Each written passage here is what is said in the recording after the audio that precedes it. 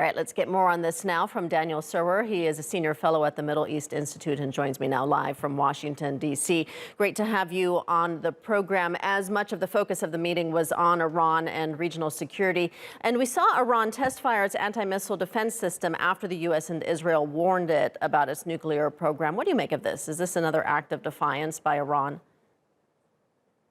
Yes, I think Iran is making life hard for the Americans and hard for a return to the nuclear deal.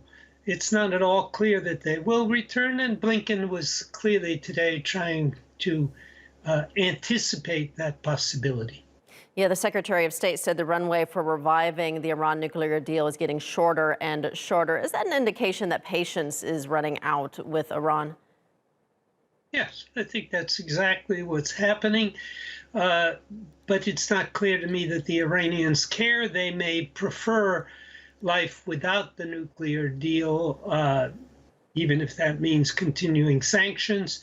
They may prefer life without the nuclear deal to life with the nuclear deal.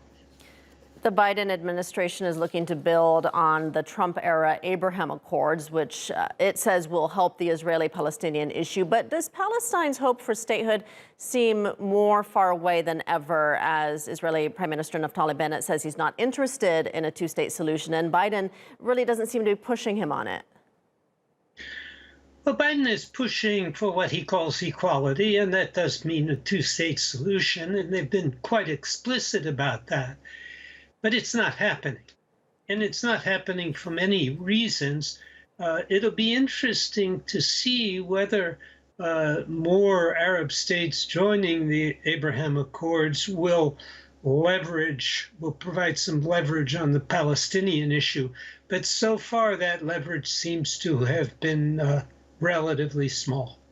Do we know if Biden is committed to carrying on Trump's policy of normalization? And if so, where does that leave the Palestinians as far as their future? Are they just being left out? I think the Biden administration would be delighted with normalization if, for example, it happened with Saudi Arabia or with Oman or with Qatar, for that matter. They would celebrate that. The Palestinians have declined in priority in the Arab world. That's the long and the short of it. And the Arab world is finding that the support the Israelis provide for their autocratic regimes, and in particular internal security for their autocratic regimes, is enough to merit recognition. And they're reaping, of course, big economic benefits as well. Okay, we'll leave it there. Daniel Serwer joining us from Washington, D.C. Thank you.